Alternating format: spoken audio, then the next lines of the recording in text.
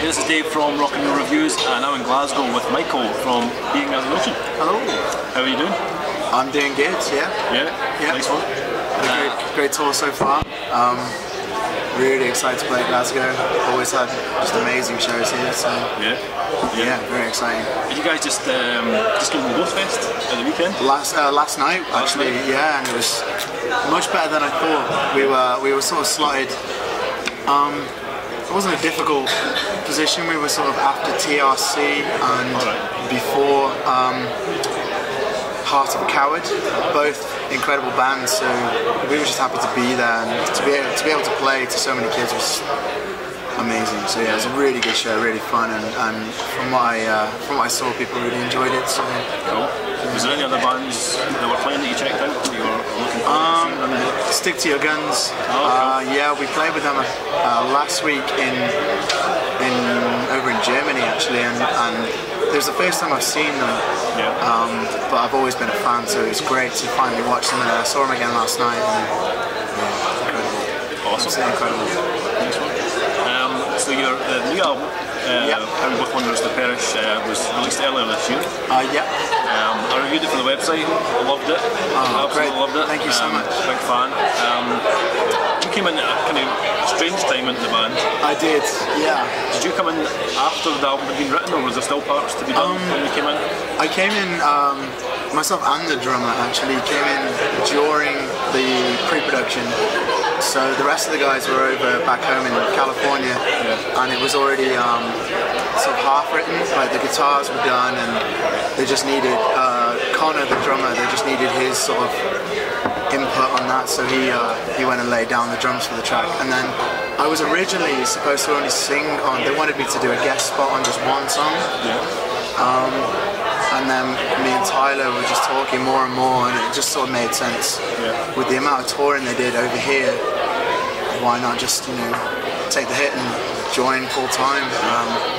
So they sent me what they had done, and I just decided to add singing to all the songs, and went over, tracked it, and so yeah, just added that to it. That's the one thing that I really loved about the album was the vocal approach to the album, and the different styles and textures that they joined together. It was a really clever ideas. Yeah, I'm really happy with how it came out, but obviously just seeing people's opinions online, and I know it's I shouldn't really take anything to heart, but a lot of people didn't seem up for the idea of adding just a clean singer to a band that they were so used to having just Joel screaming on, which is completely fair enough. I mean, a lot of people seem to really enjoy the first album, but I thought, you know what, you meet people at these shows all the time, and they come across the people who are so open to change and to variation that we've had such an amazing response. I think people were expecting a lot less than what the final product was. So yeah, I'm just happy people stuck with it. And just really made up that I was able to add something to that as well.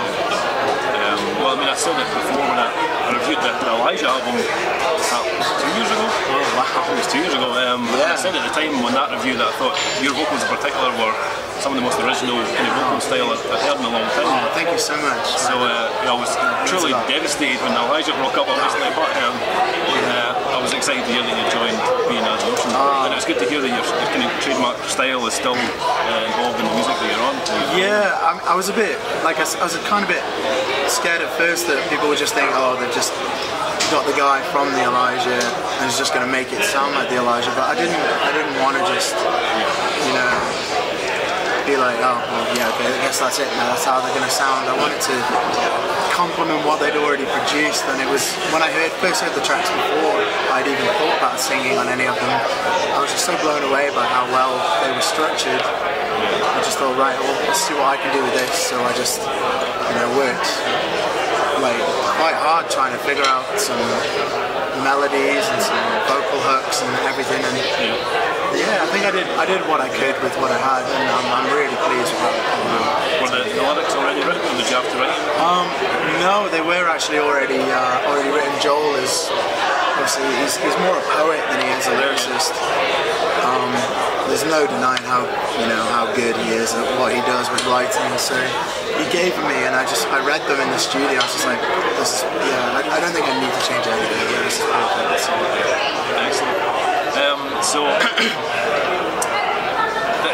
this year, kind of musically and stuff, is there anything album-wise that you've listened to this year and you've really liked, or?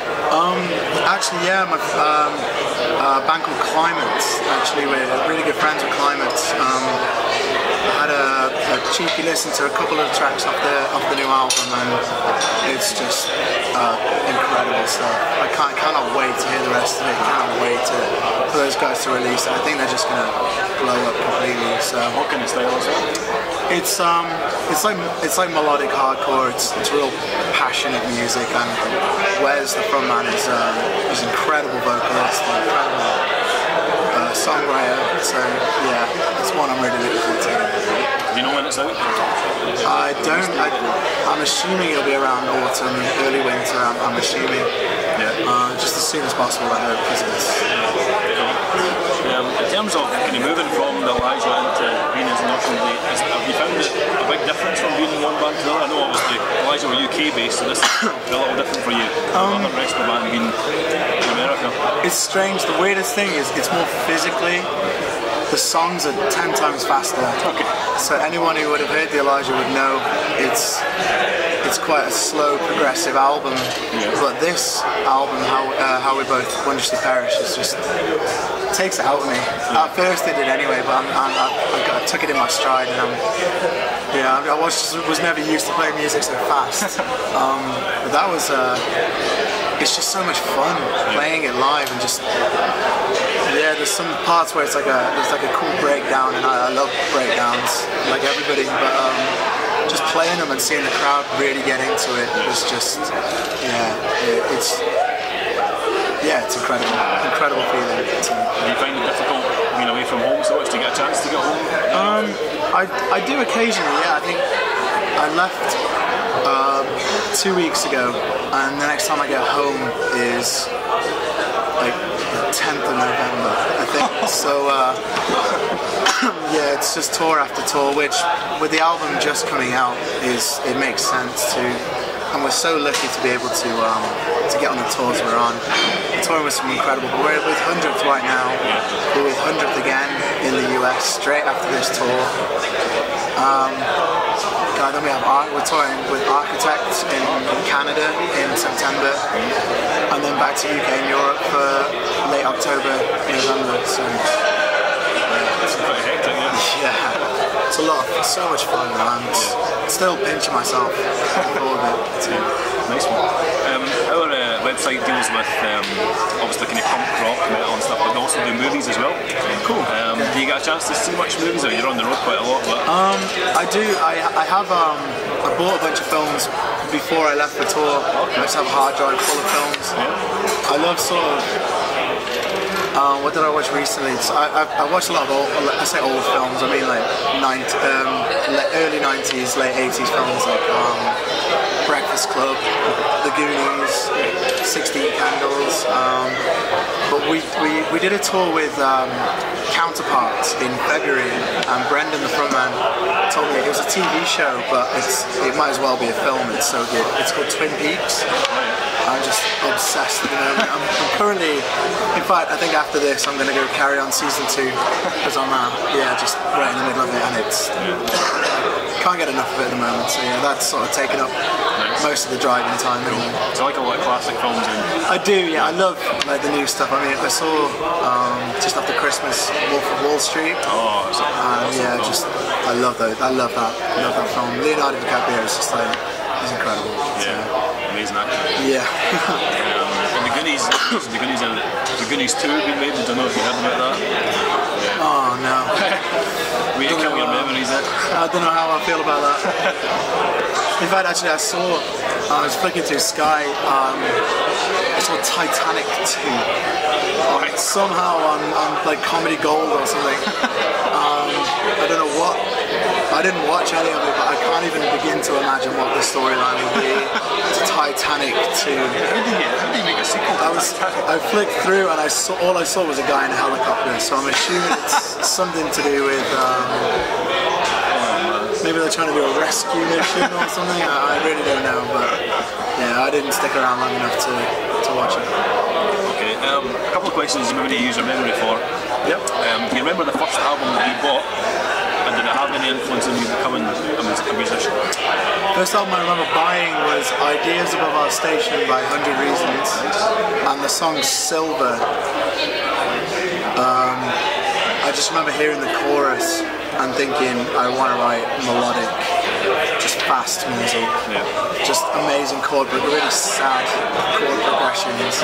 I want to make music which like can make people feel how that song made me feel when I first saw it on the things like P-Rock or something back in the day. Yeah, just what else was there? A band called Further Seems Forever, my all-time favourite band, Further Seems Forever. Their album How to Start a Fire. Yeah, that really opened my eyes to the sort of very early 2000s scene. Like Hellfest DVDs and all that sort of thing, just watching incredible, like real tight t-shirts, real baggy trousers, guitars up here and studded belts. So I was just like, I want to get in on that.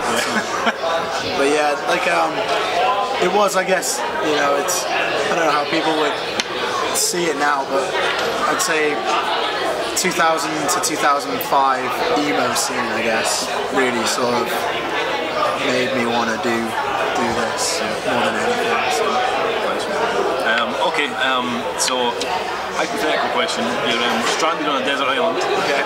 and you can have one album and one film. What would you be? It's a tough one. I'd say a film. So I Married an Axe Murderer. Okay. Mike Myers is literally the funniest guy I've ever seen in that film.